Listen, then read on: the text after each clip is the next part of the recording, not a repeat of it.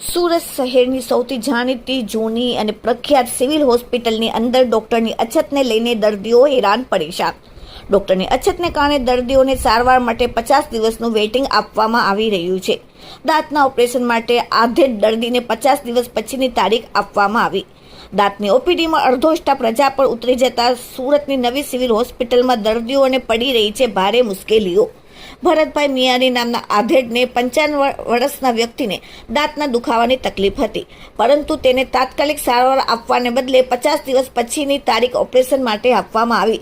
આધેડ ખૂબ જ હેરાન પરેશાન થઈ રહ્યા છે. Bureau report, daily India TV, Surat.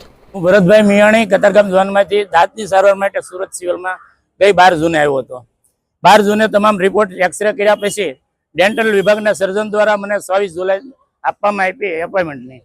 હું એપોઇન્ટમેન્ટ લઈને ઘરે જતો રહ્યો, પણ 24 જૂનના દિવસે દાંતની તકલીફ વધતા હું ફરી વખત સુરત સિવિલની મુલાકાત લઈને ડેન્ટલ વિભાગમાં ગયો. તો ડેન્ટલ વિભાગમાં ડોક્ટરો દ્વારા કહેવામાં એવું કામનો લોડ બહુ હોવાથી તમારી સારવાર આજ શક્ય નથી. તમને તારીખ એપોઇન્ટમેન્ટ આપી છે 24 જુલાઈની, તે દિવસે તમારી સારવાર થશે. આથી સુપરિન્ટેન્ડન્ટ પાસે હું પાછળ સુપરિન્ટેન્ડન્ટની ઓફિસે એની મુલાકાત કરતા એને ડેન્ટલ વિભાગના ઓફિસરને બોલાવી એને જાણ કરતા ખબર પડી કે ડેન્ટલ વિભાગમાં 50% જગ્યાઓ ખાલી છે. આના કારણે કામના લોડના હિસાબે એપોઇન્ટમેન્ટ બહુ લાંબી 50 દિવસની આપવામાં આવે છે. તેથી સુપરિન્ટેન્ડન્ટનો એવો હેતુ કે મારી સારવાર સેમ દિવસે થાય. મેં પણ એવું કીધું કે મારી બેન સારવારની જરૂર નથી, પરંતુ સામાન્ય દર્દીની સારવાર રોજ થાય એવો પ્રયત્ન કરો. તો કે એ કરવા હું બંધાયેલી છું, અમે કરશું, પરંતુ આજ તમે સારવાર કરાવતા જાઓ. જેથી હું ડેન્ટલ વિભાગમાં ગયો. બેનના હુકમ હોવા છતાં મને 7 દિવસની એપોઇન્ટમેન્ટ આપી.